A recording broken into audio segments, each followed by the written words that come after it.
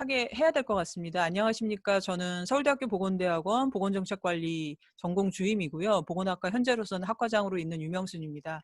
저희 서울대학교 보건대학원 정책관리 전공 교수들이 의견을 모으고 또 지금의 시점에서 보건학자들로서 지금을 바라보고 또 앞으로를 전망하는 이런 다양한 의견들을 학내 구성원들 또 저희 졸업생들 무엇보다도 지금 현재 신입생으로 들어와 있는 저희 학생들하고 함께 나누는 것이 필요하고 의미가 있다라고 생각했습니다. 그래서 총 5차례의 세미나를 기획을 했고 오늘이 그 두 번째 순서입니다. 그래서 오늘은 저희 대학원에 계시는 권순만 교수님께서 지금 슬라이드 제목 잘 보이실 거라고 생각하는데 다음의 내용으로 30분 이내에 발표를 해주시겠습니다. 발표에 집중할 수 있도록 한 번만 더 선생님들의 음소거, 각자의 마이크나 핸드폰이나 이런 게 다 들리지 않도록 음소거를 부탁드립니다.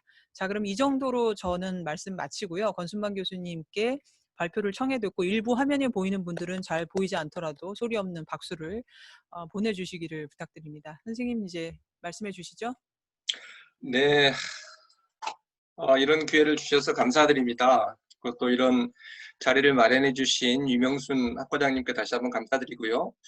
여러분들 이번 학기에 수업에서는 못 뵀지만 이렇게 비대면으로 세미나를 통해서 뵙게 돼서 다시 한번 반갑게 생각하고 좋습니다. 제가 오늘 드릴 말씀은 이제 일단 우리나라의 코비드 대응에 대해서 좀 헬스 시스템스의 관점에서 좀 이야기를 하고 그 다음에 우리나라가 굉장히 많이 잘해온 점도 많지만 어떤 부족한 점이나 한계점들이 무엇이 있는가 그리고 그것을 특히 이제 low income country setting에 비춰보았을 때 어떤 의미를 갖는가 이런 부분에 대해서 좀 말씀을 나누고자 합니다. 사실 그래서 제가 최근에 지난 한 두어 달 동안 외국과 웨비나를 굉장히 많이 했었고 거기서 나온 내용들을 주로 다시 한번 정리해서 말씀 올리도록 하겠습니다. 첫 번째 이제 우리가 한국이 방역의 성공이라고 말을 하는데 상당히 잘한 부분이 있다고 생각합니다. 그래서 그 잘한 부분의 가장 핵심이 뭘까? 요체가 뭘까라고 생각하면 저는 굉장히 빠르게 대응한 거라고 생각합니다. 빠르게 대응했던 것에 그럼 원천이 뭘까? 어떻게 해서 우리가 빠르게 대응할 수 있었을까? 이제 그걸 이제 preparedness라고 하잖아요. 그래서 뭔가 준비되어 있는 것인데 그런 preparedness에 있어서 굉장히 이제 핵심적인 역할을 하는 것이 지난 2015년에 우리가 경험한 Middle East Respiratory Syndrome이라고 하나요? 2015년에 5년 전에 메르스의 경험이죠. 사실 그때 대한민국의 보건 분야에 있는 분들이라면 대부분 우리 굉장히 이제 수치스러운 부끄러움을 많이 느꼈던 그런 상황이었는데요. 반면에 이제 그런 5년 전에 그런 위기 상황을 거치면서 상당히 정책 학습이 이루어졌다는 생각이 듭니다. 그래서 그 이후에 이제 KCDC 질보원이 굉장히 좀 더 힘이 인력이나 예산이 보충이 됐고요. 그다음에 이번에 코로나를 거치면서 더욱더 이제 청으로 확대된다라는 계획이 나와 있고요. 그다음에 이제 그 당시 메르스를 통해서 굉장히 테스트를 많이 하고 그다음에 이제 동선을 파악하고 이런 것이 필요하다라는 데 대한 약간 합의가 있었고 그다음에 이제 지방 정부와 중앙 정부 사이의 코디네이션이 중요하다는 이제 그런 합의가 있었습니다. 여러분 아시다시피 일반적으로 이런 감염성 질환이나 퍼블릭 헬스는 로컬 거버먼트의 책임이에요. 우리 주변에 있는 보건소가 있다. 그러니까 보건소가 일차적으로 다 그런 책임을 지는 거죠.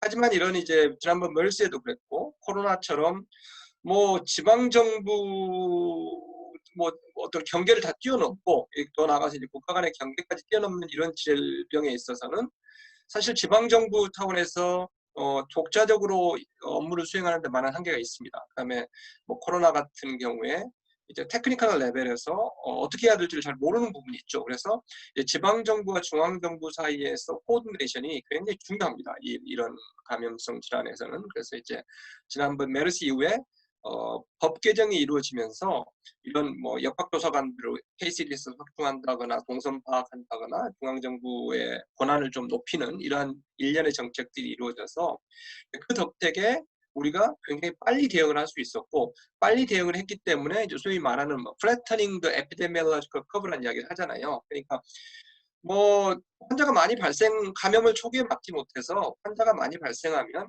그렇게 많이 발생한 환자를 감당할 만한 의료 체계는 전 세계에 존재할 수가 없습니다. 만약에 그렇게 급증하는 환자를 다 소화할 수 있는 의료 체계라면 평소에는 엄청나게 많은 유휴 인력과 유휴 시설이 있어야 된다는 이야기죠. 그러니까 그래서 우리가 이제 방역의 성공이라고 하는 이유는 의료 체계의 어떤 성공이라기보다는 초기 단계의 초동 대응을 비교적 잘했다. 뭐 이 정도로 볼 수 있겠죠. 그래서 이런 그 epidemiological curve를 flatten하고 그래서 이제 보건의료 체계의 과부하가 걸리는 것을 막을 수 있었다. 라는 뭐 그런 것이 특징으로 볼 수 있겠습니다. 그래서 뭐 이제 메이저 락다운이 없었고 국민들이 자발적으로 참여하는 대신에 메이저 락다운 같은 건 이제 없었죠. 그런데 이제 그런 뭐 준비성이 좋은 것만 가지고는 어려운 점이 있는 것이 이 질환 자체가 이제 새로운 질환이고 새롭게 우리가 모르던 부분이 계속 밝혀지는 것이 있잖아요. 그러다 보니까 새롭게 밝혀지는 과학적 근거 또는 정부 정책을 이렇게 해보니까 안 되더라고 했을 때 그런 에러로부터 뭔가 배워서 빨리 정책을 수정하는 이런 저는 플렉서빌리티라고 생각하고 뭐 우리가 experiential learning, 뭐 learning by doing이라는 표현을 이제 하는데요. 그런 것도 상당히 뭐 잘한 점이 있다고 생각합니다. 예를 들어서 이제 대규모의 매스 테스팅을 했고 특히 대구 경북 지역에서 신천지를 중심으로 대규모의 매스 테스팅을 하니까 당연히 환자 수가 급증할 것 아닙니까? 그런데 이제 초기에는 잘 모르니까 모든 메르스 확진자를 병원에 입원을 시켰어요. 그런데 당연히 병상이 부족하고 그러다 보니까 병상을 기다리던 뭐 확진자 몇 분이 이제 집에 댁에서 돌아가시는 이런 현상이 발생했는데 이제 보니 사실 이런 중증 환자들은 소수고 대부분의 경우는 경증 환자가 많더라. 그러니 이 환자를 트리아지를 해서 중증 환자를 병원에 입원을 시키고 경증 환자는 미리 병원에 갈 필요 없겠다라는 이제 그런 러닝이 있었죠. 그래서 이제 중증도에 따라서 환자를 분류하고 생활치료센터라는 것을 도입을 해서 경증의 환자는 생활치료센터에 보내서 거기에서 이제 뭐 약간 치료까지는 아니고 치료와 뭐 요양을 겸하는 이런 시설을 만들었고 사실 이것이 뭐 쉽게 우리가 지금 봐서는 뭐 이런 생활치료센터라는 것이 당연한 것 같지만 이제 초기에는 나름대로 좀 뭐 우여곡절이 있었고 반대하는 분들도 있어서 했습니다만 지금 이제 전 세계적으로 이런 경증 환자가 많기 때문에 이런 경증 환자를 병원이 아닌 시설에서 요양과 치료와 가료를 한다는 개념이 상당히 이제 정립된 것이라고 생각을 합니다. 그래서 그런 생활치료센터에서 이제 보건의료 인력이 주기적으로 체크를 해주는 이러한 효율적인 방안이 마련됐죠. 뭐 가버넌스는 뭐 이제 지난번 메르스 사태 때는 뭐 정말 소통이 없었고 뭐 환자가 어떻게 발생하는지에 대한 국민에게 알려주는 것이 거의 없었다고 생각을 합니다. 근데 이제 이번 들어서는 적어도 이제 커뮤니케이션에 있어서 트랜스퍼런스가 상당히 증가했고 그러다 보니까 정부에 대한 신뢰가 높아졌다. 특히 KCDC에 대해서는 정부의 신뢰가 굉장히 높아졌다는 거죠. 그래서 하지만 이런 제한적 상황에서 KCDC만의 의사결정으로는 안 되죠. 그러니까 이제 이런 테크니컬하고 의과학적인 그런 서포트는 KCDC를 통해서 하지만 궁극적인 최종 의사결정은 좀 더 높은 정치적인 의사결정이 필요한 것 같고요. 또 하나는 이제 이러한 감염성 질환에 대한 효율적인 대처는 역시 국민들의 참여인데 이제 소셜 캐피탈이나 트러스트가 없다면 그런 자발적인 참여가 부족했겠죠. 그래서 그런 면에서 중요하다고 볼 수 있겠고요.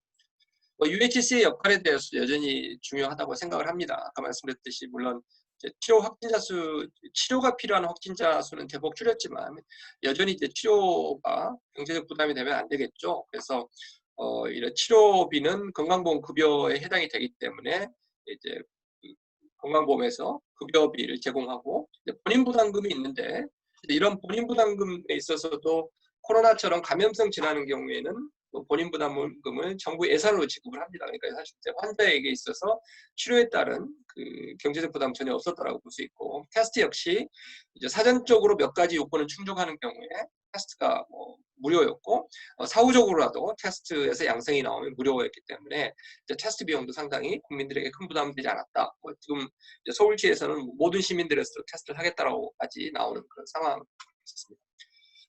그런데 이제 그럼에도 불구하고 이제 어떤 고민들이 있는가 이제 좀 생각을 해볼 필요가 있겠죠. 가장 중요한 것은 역시 이제 vulnerable population이라고 생각을 합니다. 아시다시피 노약자나 기저질환이 있는 분들에 대해서는 사망률이 굉장히 높게 나왔고요. 우리나라에서도 특히 이제 요양병원이나 뭐 장기 요양 입원이 있는 정신병원 이런 데서 이제 인펙션이 많이 생겼고, 전 세계적으로 마찬가지입니다. 전 세계적으로 아주 노인분들이나 노인 시설에서 엄청난 규모의 이제 그 사망이 발생했고요. 우리나라의 경우에도 뭐 아프면 집에서 일하라. 제가 어떤 회의에 갔더니 아프면 집에서 일하라고 말을 하는데, 누구는 아프면 집에서 일할 줄 몰라서 집에서 일 안 하겠어요? 아파도 할 수 없이 가야 되니까 가는 거죠. 제가 몇 년 전에 그 뭐 ADB에서 일할 때 보니까 그 병가 제도가 있는데 정말 편하더라고요. 아프면 그냥 집에서 있으면 있을 수 있는 거죠. 유급 병가가 있으니까. 근데 한국은 그게 드물고, 있어도 그런 병가 제도를 활용할 수 있는 기업체가 극소수 대기업 중심이기 때문에, 뭐 일용직 근로자나 가난한 근로자들은 뭐 이런 재택근무는커녕 계속 일이 없어지는 이런 상황이고, 최근에 우리 굉장히 아픈 경험이지만 이제 국민들이 밖에 나가지 않고 다 집에서 배달해서 뭐 미식도 먹고 배달하는데, 그 배달에 직접 종사하는 그 많은 분들은 엄청난 과로와 위험한 상황에 놓여 있었던 거죠. 그래서 이제 그런 분들이 취약계층의 문제. 그다음에 이제 학교도 역시 보면, 학교에 대해서는 이제 다시 한번 이야기할 기회가 있겠습니다만, 사실 학교를 이렇게 오랫동안 닫거나 인터넷 베이스로 하면 사회 경제적으로 뭐 상당히 수준이 높은 집안의 아이들은 충분히 헤쳐나갈 수 있겠지만, 이것이 경제적 수준이 낮고 취약한 계층의 아이들한테는 굉장히 타격이 크죠. 그러니까 우리가 이 학교를 열 것인가 닫을 것인가라는 의사결정을 하면서 이렇게 환자가 몇 명 생기는가에 대한 컨선만을 가지고 학교를 열고 닫고를 결정하는 이런 이 나라가 어디 있는가라는 저는 생각을 합니다. 그래서 앞으로 이것이 이렇게 학교를 오래 닫음으로 인해서 학생들 간의 학력 격차는 더욱 커질 것이다라는 우려가 되는 거죠.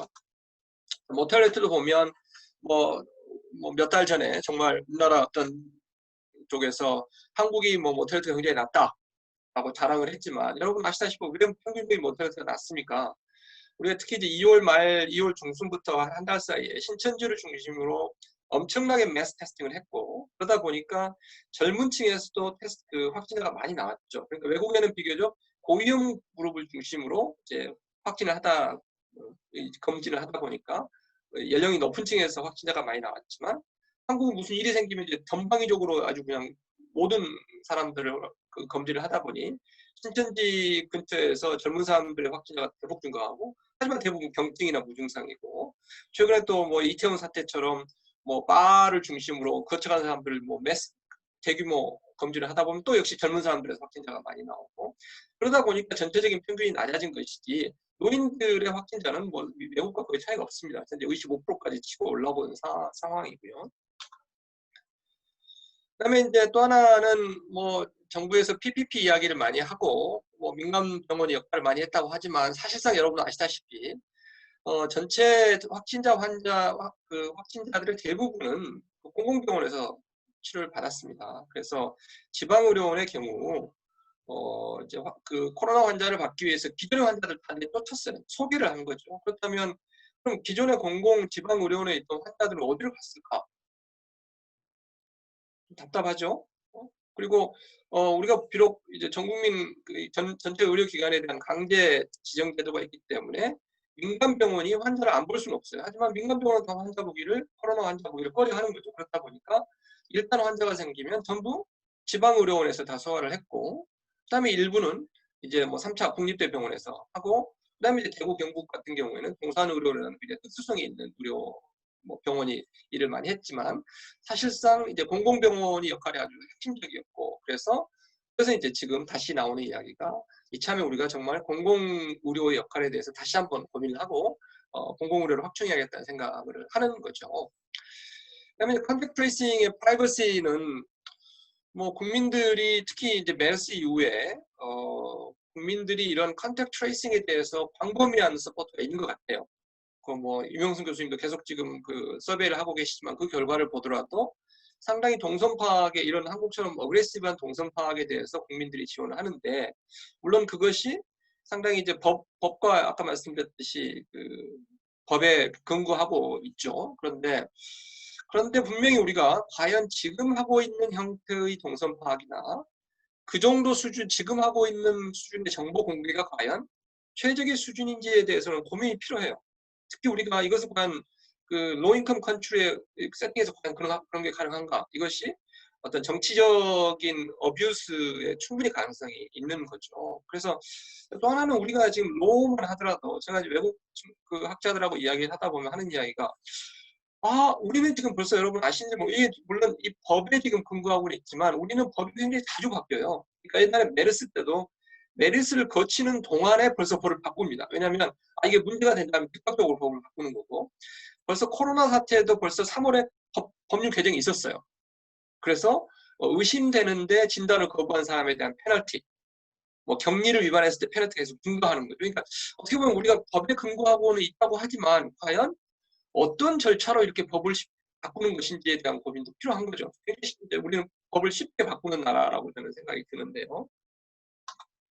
그다음에 이제 인포메이션 디스클로저도 저는 저렇게까지 자세하게 어떤 것, 그 어느 날 어디를 갔다고 그렇게까지 자세하게 밝혀야 될까? 예를 들면 지금 원래는 14일이 지나면 이제 자료를 폐기하지만 이미 어떤 식당에 갔더라, 어떤 카페에 갔더라고 하면 그 텍스트 메시지가 사진으로 찍어서 동영상에 뛰어다니다 보니까 계속 이제 거기를 가지 않고 치명상을 입게 되는 거죠. 그래서 이제 우리가 좀 이제 그 코로나 이후에 고민해야 될 점 중에 하나가 바로 어느 정도까지 동선 파악을 하고 어느 정도까지 프라이버시에 대한 고민하고 어느 정도 수준까지 정보를 공개할 것인가에 대한 고민이 필요한 것 같습니다. 그런 것에 기초해서 뭔가 이제 개발 문제에 어떻게 적용할 것인지 고민이 필요하고 테스팅 역시 뭐 현실적으로 우리 같은 테스팅을 LMIC 로우 앤 미들 인컴 컨트리에서는 할 수가 없어요. 아시다시피 뭐 퍼스널도 없고 장비도 없고 뭐 이런 그 코로나를 떠나서 아주 기본적인 수준의 진단 역량이 없습니다. 그다음에 지금 우리가 하는 이제 분자 그 방법이라고 그러나요? 그런 방법으로 테스팅을 하는 것이 과연 맞는 것인지 그래서 적어도 어떤 국제적인 인터내셔널 커뮤니티에서 이제 그 로우 인컴 컨트리 세팅에 가장 적합한 테스트가 무엇인가에 대한 합의도 필요하고 방법에 대한 좀 더 고민이 필요합니다. 제가 이제 외국과 회의를 하다 보면 또 하나 자주 이제 듣는 이야기가 어떻게 해서 한국은 그렇게까지 빨리 뭐 진단의 준비를 했느냐. 자, 그러면 우리가 뭐 1월 말에 벌써 KCDC가 뭐 진단 회사들하고 회의를 해서 빨리 생산을 독려하고 그다음에 2월 초에 벌써 이제 신속 승인을 했다는 건데 자, 그런 것도 외국에서 잘 이해를 못하죠. 아니 신속 승인했다고 해서 그렇게 대단위로 진단검사 키트를 생산할 수 있는가? 그건 여러분이 아시다시피 전통적으로 우리나라 건강보험 체계 내에서 의사에 대한 수가를 굉장히 정부에서 강하게 규제를 했기 때문에 의사가 아닌 다른 수가에 대한 그 상당히 그 제너러스한 수가가 유지됐었죠. 대표적인 예가 진단검사나 의약품이에요.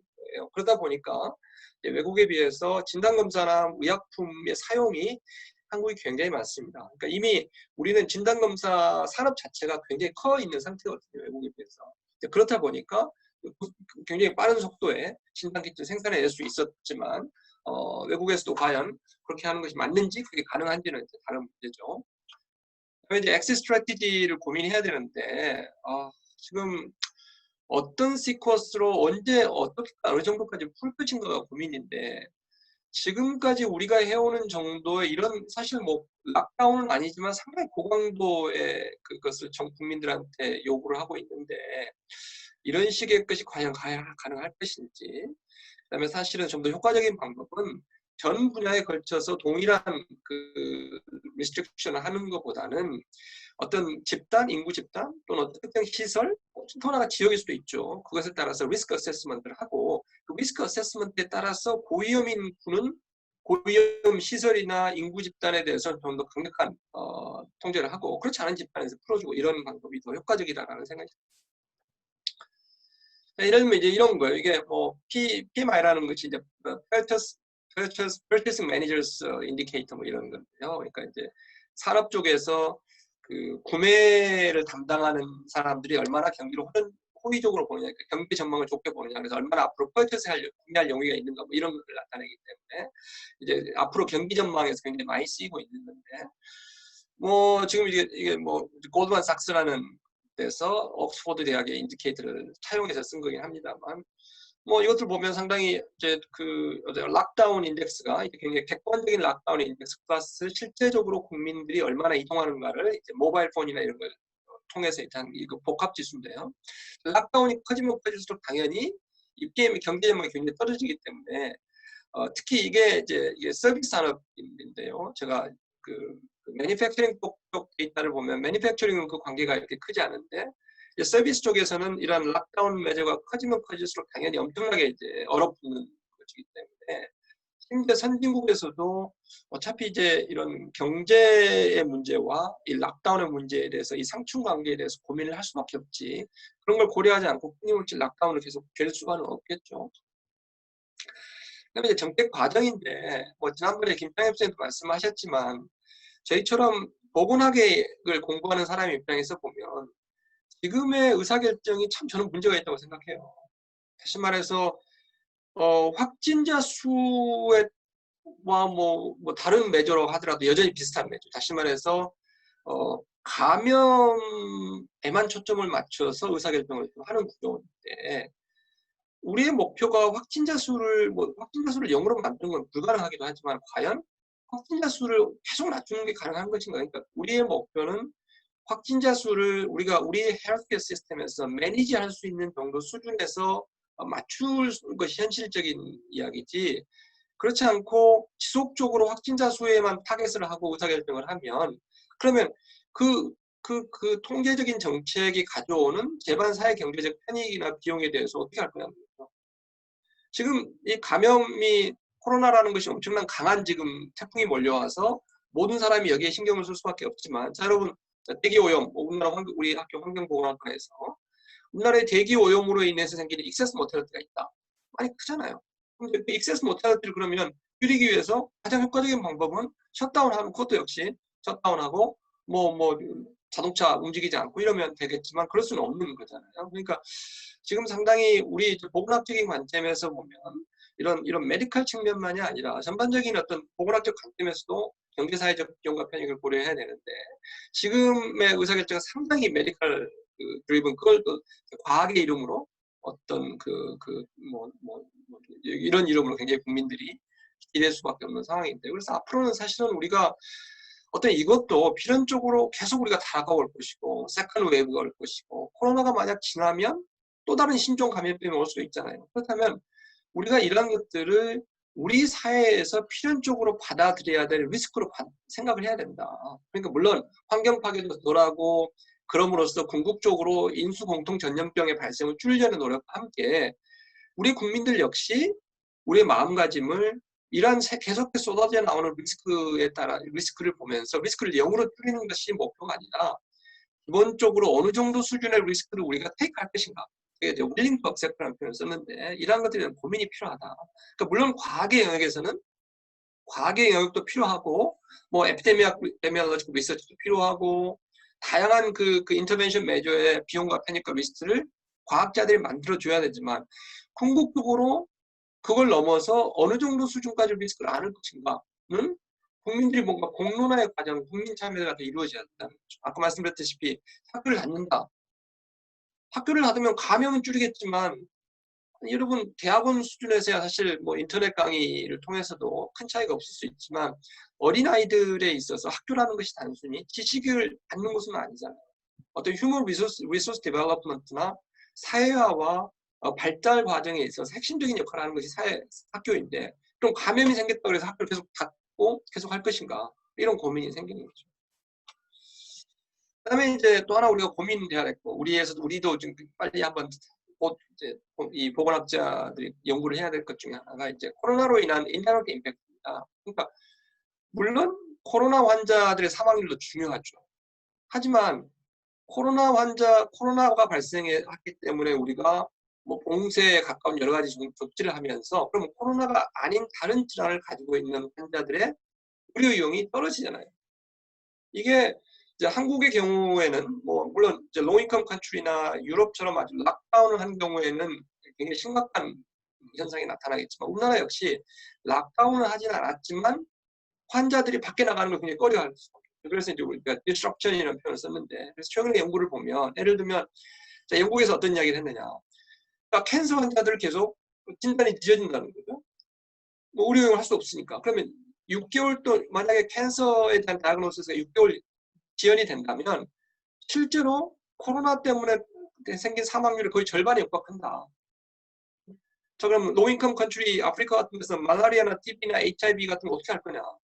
그럼 계속 지금 코로나에 대한 관심을 신경을 쓰느라고 지금 말라리아나 TB, HIV로 인한 모탈리티는 계속 증가하고 있다는 거죠. 그래서 최근 WHO의 아프리카 리저널 오피스 추계를 보면 지금 코로나가 아닌 질환으로 인한 데스가 7만 3천에서 21만 명 정도 추계를 되는데 코로나로 인한 모탈리티는 8만 3천에서 19만 정도. 그래서 사실은 코로나로 인한 모탈리티만이 아니라 코로나가 아닌 다른 질환으로 인한 모탈리티가 많이 발생하고 있다.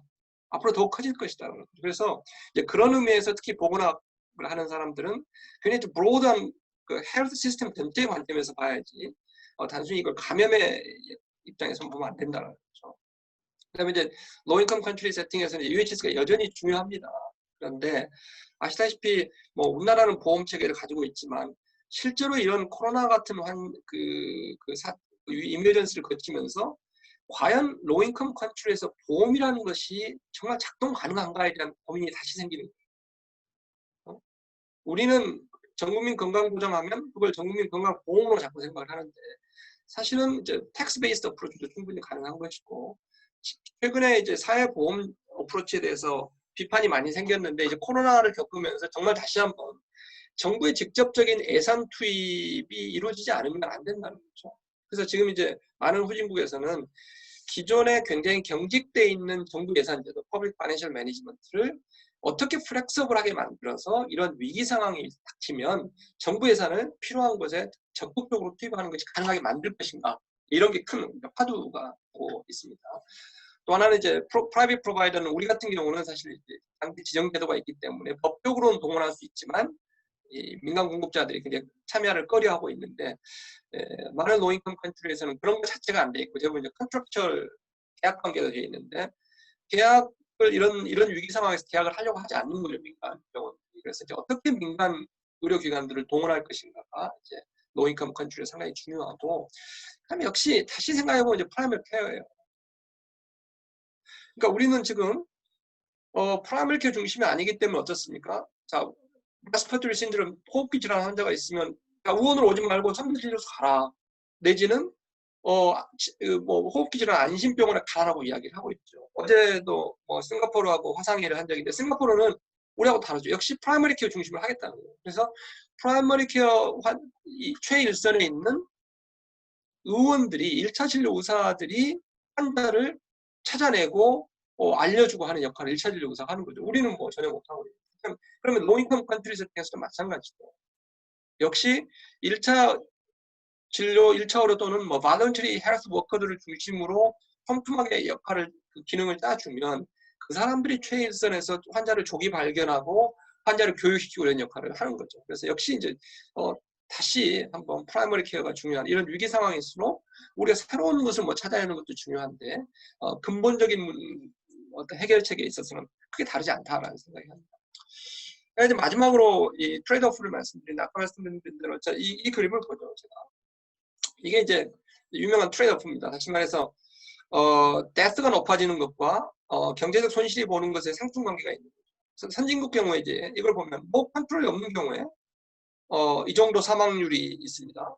근데 컨트롤을 점점 해나가면, 컨트롤을 강하게 해나가면 초기에는 사망자도 줄지만 경제에도 이익이 되죠. 왜냐하면 뭐 사망자 수가 너무 생기고 감염이 너무 크면 경제도 해가 있어요. 하지만 어느 이 선을 지나가면 통제를 강화하면 강화할수록 사망자 수는 줄지만 경제적 손실은 커지는 거예요. 그런데 문제는 후진국의 입장에서는 로인컴 컨트리는 이 하인컴 컨트리가 같지 않다는 거죠. 오히려 노 컨트롤 했을 때, 그다음에 어느 정도까지는 이제 컨트롤을 강화하면, 락다운을 강하게 하면 할수록 사망도 줄고 경제도 좋아지지만, 그 점을 지나가면 사망률이 감소하는 것보다는 경제적 손실이 올라가는 것이 굉장히 빠르게 올라가는 것이 로인컴 컨트리입니다. 왜 그럴까요? 이렇게 보면, 자, 하인컴 컨트리 입장에서 보면 락다운을 하면 혜택이 많지만, 로인컴 컨트리에서 보면 락다운을 했을 때 모텔리티 개연이 그렇게 크지 않아요. 왜 그러냐면 로인컴 컨트리는 인구 집단 자체가 젊은 인구가 많단 말이에요. 그러다 보니까 락다운을 통해서 모텔리티 개인을 할 수 있는 그 여지가 선진국에 비해서 로인컴 컨트리는 더 낮다는 거죠. 대신에 락다운을 했을 때 그 컨시퀀스가 제가 이게 페인풀 컨시퀀스라고 했는데, 로인컴 컨트리 세팅에서 락다운이나 비슷한 정도의 강력한 그 매조를 하면 퍼버티가 더 깊어지고 커지고 그죠. 그다음에 시비얼 일 페이션트는 헬스케어를 액세스할 수가 없는 거예요. 그러니까 그런 면에서 보면 락다운이나 좀 더 강력한 통제에 따른 기회비용이 로인컴 컨트리에서는 훨씬 크다. 또 같은 하인컴 컨트리에서도 푸어 피플한테 좀 더 크다는 거죠. 그래서 우리가 이런 에코티의 퍼스펙티브를 뭐 국가 내에서도 그렇고 국가 간에 있어서도 이런 그 락다운을 하거나 강력한 통제를 할 때 이런 사회 경제적 의미를 고려하지 않으면 안 된다는 거죠. 그래서 제가 이제 그래서 뭐 different, 그러니까 자, saving live냐, saving livelihood냐의 문제. 선진국의 입장에서 당연히 saving lives가 중요하지만 후진국 입장에서 아까 말씀드렸듯이 통제를 했을 때 그 라이프 세이빙의 정도가 더 낮고, 그러다 보니까 대신 saving livelihood에 미치는 악영향은 훨씬 더 크다는 거죠. 그래서 이제 말씀드렸듯이 이제 하인컴 컨트리는 올드 피플이 많고 하인컴 피플이 많지만, 후진국 경우에는 로인컴 컨트리는 젊은 사람들이 많고 훨씬 그 경제적 그 어려움을 많이 겪다 보니 이런 그 선진국에서 생각하는 락다운 매저나 그런 그 계산할 때 로인컴 컨트리는 다르다라는 거고, 물론 여기 나와 있는 것처럼 이런 락다운에서 어떤 타겟티드, 아까 말씀드린 전방위적인 락다운이나 리스트릭션이 아니라 타겟티드 리스트릭션 하자. 노인이나 기저질환자나 뭐 푸어 피플에 대해서 타겟팅을 좀 더 하자. 거기에 대해서 뭐 이런 걸 하면 전체적인 비용이 떨어질 수 분명히 있겠죠. 하지만 중요한 것은 선진국에서 흔히 생각하는 이 락다운의 이 트레이드오프가 선진국과 그 로인컴 컨트리가 상당히 다르다. 그걸 우리가 인정을 하고 그래야지만이 로인컴 컨트리의 제대로 된 정책적 대응을 제안할 수 있다라는 거죠. 사실 제가 이제 뭐 이런 코로나나 이런 팬데믹에 대해서 고민을 많이 좀 했던 계기가 ADB에 있을 때예요. 그 당시에 이미 몇 년 전부터 이제 하인컴 컨트롤 중심으로 이런 팬데믹에 어떻게 대응할 것인가에 대한 고민을 많이 했었죠. 근데 그 당시에만 해도 저희가 오만했던 게, 그래서 이제 좀 뱅크를 중심으로, 저도 어딘가에 있습니다. 저 ADBS 때 ADB 대표해서 거기에 참여를 하면서, 그러니까 이때만 해도 굉장히 이제 로인컴 컨트리에서 발생한다 그랬을 때 어떻게 대응을 할 것인가. 그래서 이제 보험의 메커니즘을 마련한 거예요. 그러니까 선진국들이 보험료를 내주고 일단 이런 아웃브레이크가 로인컴 컨트리에서 터지면 보험에서 기금에서 마련해 주는 건데, 지금 같은 경우는 워낙 광범위하게 퍼져서 그런 보험 기능으로는 해결이 안 되는 거고, 그 다음에 지금 현재 무슨 로인컴 컨트리만의 문제가 아니라 굉장히 이게 전 세계적인 뭐 하인컴 컨트리도 똑같이 경험해서 조금은 다른 패러다임이 필요한 것 같습니다만, 아무튼 제가 뭐 말씀드리면 이런 우리 하인컴 컨트리와 로인컴 컨트리가 처한 상황이 다르기 때문에 정책적 대응도 좀 달라져야 된다라는 정도로 마무리를 하겠습니다. 감사합니다. 예. 이상입니다. 예. 유 교수님, 예. 발표 발표해 끝났습니다. 주셔서 잘 들리시죠? 발표해 주셔서 감사합니다.